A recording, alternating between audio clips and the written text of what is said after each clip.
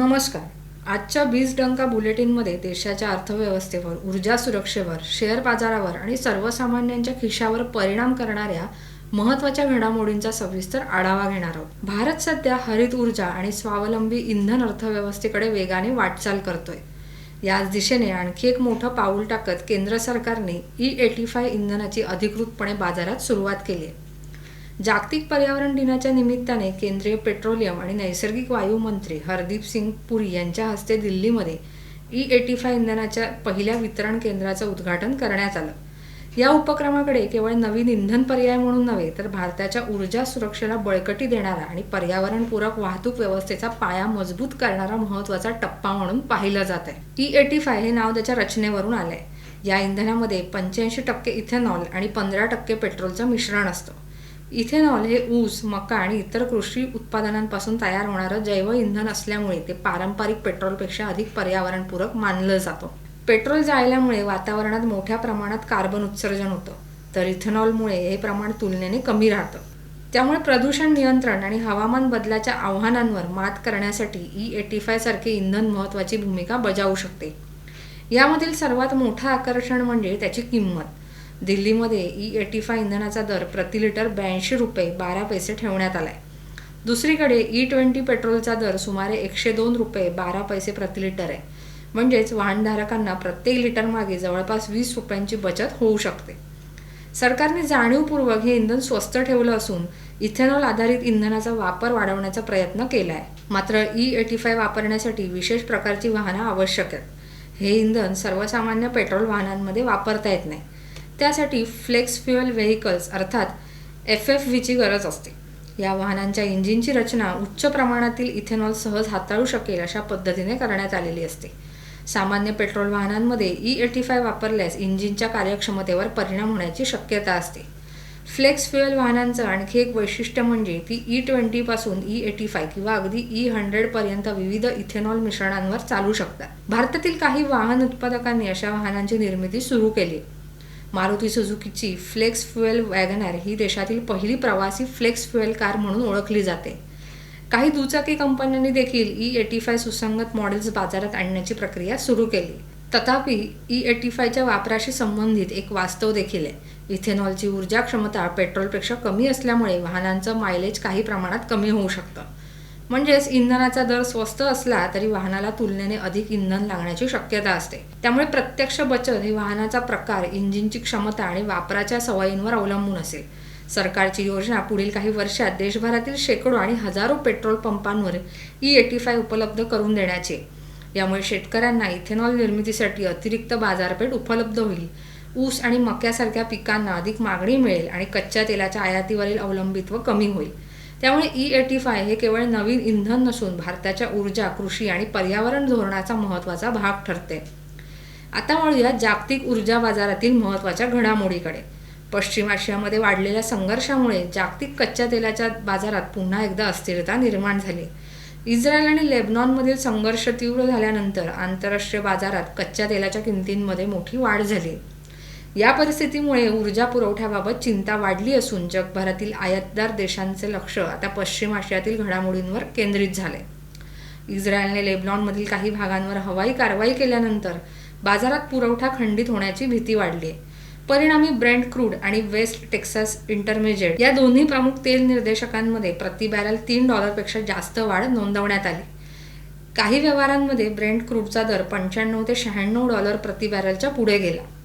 यामागील सर्वात मोठं कारण म्हणजे हॉर्मुझ सामुद्रधुनीबाबत वाढलेली चिंता. जगातील जवळपास 20% कच्च्या तेलाची वाहतूक या मार्गातून होते. जर पश्चिम आशियातील संघर्ष अधिक तीव्र झाला आणि या मार्गावरील वाहतूक प्रभावित झाली तर जागतिक तेल पुरवठ्यावर मोठा परिणाम होऊ शकतो. त्यामुळे व्यापारी आणि गुंतवणूकदार सध्या अत्यंत सावध भूमिका घेत आहेत. भारतासाठी ही परिस्थिती विशेष महत्त्वाची. देश आपल्या गरजेपैकी सुमारे 85% कच्चं तेल हे आयात करतो. त्यामुळे जागतिक बाजारात तेल महागल्यास त्याचा थेट परिणाम भारताच्या आयात बिलावर होतो. आयात खर्च वाढल्यास रुपयावर दबाव वाढतो, महागाई वाढू शकते आणि सरकारच्या आर्थिक गणितांवरही परिणाम होऊ शकतो. पेट्रोल, डिझेल, LPG आणि वाहतूक खर्च वाढण्याची शक्यता निर्माण होते. त्याचा परिणाम वस्तूंच्या किमतीवर आणि सर्वसामान्यांच्या जीवनमानावरही होऊ शकतो. त्यामुळे पश्चिम आशियातील प्रत्येक घडामोड भारतासाठी आर्थिकदृष्ट्या महत्त्वाची ठरते.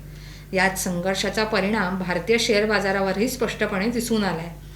पश्चिम आशियामध्ये पुन्हा भडकलेल्या इराण-इस्रायल संघर्षामुळे आठवड्याच्या पहिल्याच दिवशी भारतीय शेअर बाजारात मोठी घसरण नोंदवली गेली. गुंतवणूकदारांमध्ये भीतीचं वातावरण निर्माण झाल्यामुळे सेन्सेक्स आणि निफ्टी दोन्ही निर्देशांक दबावाखाली आले. इराण आणि इस्रायल यांच्यातील वाढत्या संघर्षामुळे कच्च्या तेलाच्या किमती वाढल्या आहेत. तेल महागल्यास भारताचा आयात खर्च वाढतो, महागाईचा दबाव निर्माण होतो आणि कंपन्यांच्या नफ्यावर परिणाम होऊ शकतो.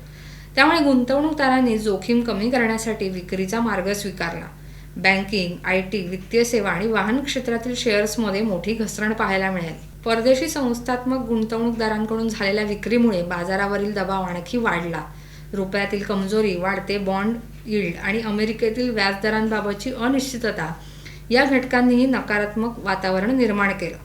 ही घसरण केवळ भारतापुरती मर्यादित नव्हती.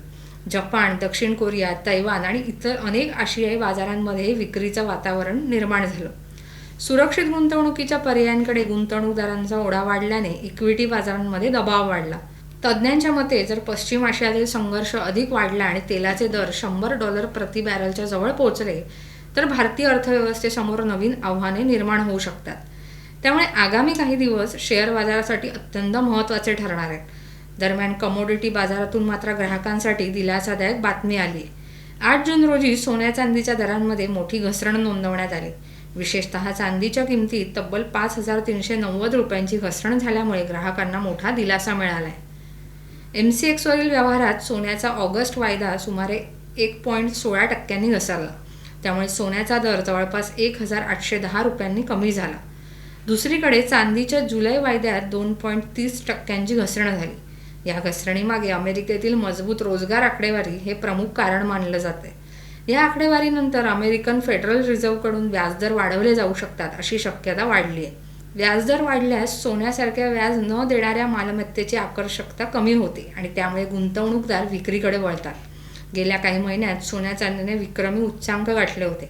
त्यामुळे आता झालेली घसरण अनेक ग्राहकांसाठी खरेदीची संधी म्हणून पाहिली जाते. लग्नसराई, सणासुदीचा हंगाम आणि दीर्घकालीन गुंतवणुकीचा विचार करणाऱ्यांसाठी ही परिस्थिती अनुकूल मानली जाते. आता पाहूया शेअर बाजारातील आणखी एका चर्चेच्या विषयाकडे.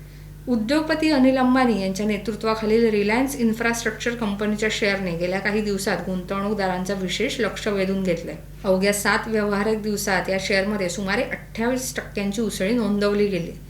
या तेजीनंतर कंपनीने सेबी, NSE आणि BSE कडे आपल्या शेअरवरील अतिरिक्त देखरेख उपाययोजना आणि ट्रेडिंग निर्बंधांचं पुनर्मूल्यांकन करण्याची मागणी केली. कंपनीच्या मते सध्याचे निर्बंध बाजारातील नैसर्गिक किंमत निर्धारण प्रक्रियेला अडथळा निर्माण करतायत. रिलायन्स इन्फ्रास्ट्रक्चरचा दावा आहे की व्यवहारांवरील मर्यादांमुळे 7 लाखांहून अधिक सार्वजनिक भागधारकांना फटका बसतोय. मागणी आणि पुरवठ्याच्या आधारे किंमत निश्चित होण्याऐवजी नियामक मर्यादांमुळे व्यवहारांवर परिणाम होत असल्याचं कंपनीचं म्हणणं आहे. या निर्बंधांमागे कंपनी विरोधातील दिवाळखोरीशी संबंधित प्रक्रिया कारणीभूत असल्याचं सांगितलं जात आहे.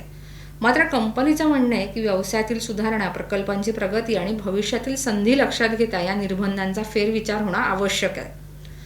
गेल्या आठवड्यातील तेजीमुळे गुंतवणूकदारांचा उत्साह वाढला असला तरी हा शेअर अजूनही आपल्या सर्वकालीन उच्चांकापेक्षा सुमारे 79% खाली व्यवहार करतोय. त्यामुळे सध्याची तेजी ही पुनरुज्जीवनाची सुरुवात आहे की तात्पुरती हालचाल याकडे बाजाराचं लक्ष लागलंय. आता गुंतवणूकदारांचं लक्ष सेबी, NSE आणि BSE यांच्या पुढील निर्णयाकडे लागलंय. जर निर्बंध शिथिल झाले तर शेअरमध्ये आणखी हालचाल दिसू शकते. मात्र विद्यमान नियम कायम राहिल्यास गुंतवणूकदारांच्या अपेक्षांवर परिणाम होण्याची शक्यता आहे.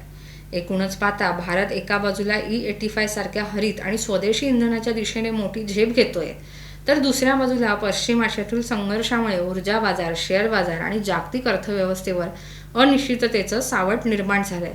कच्च्या तेलाच्या किमती, सोन्या चांदीतील चढउतार, शेअर बाजारातील अस्थिरता आणि उद्योग क्षेत्रातील महत्त्वाच्या घडामोडी यांचा परिणाम आगामी काळात देशाच्या आर्थिक दिशेवर होणार आहे. अशाच महत्त्वाच्या आर्थिक, उद्योग, बाजार आणि गुंतवणूक क्षेत्रातील अपडेट्ससाठी पाहत रहा बीजडंका. व्हिडिओ आवडल्यास लाईक करा, शेअर करा आणि चॅनलला सबस्क्राईब करायला विसरू नका. धन्यवाद.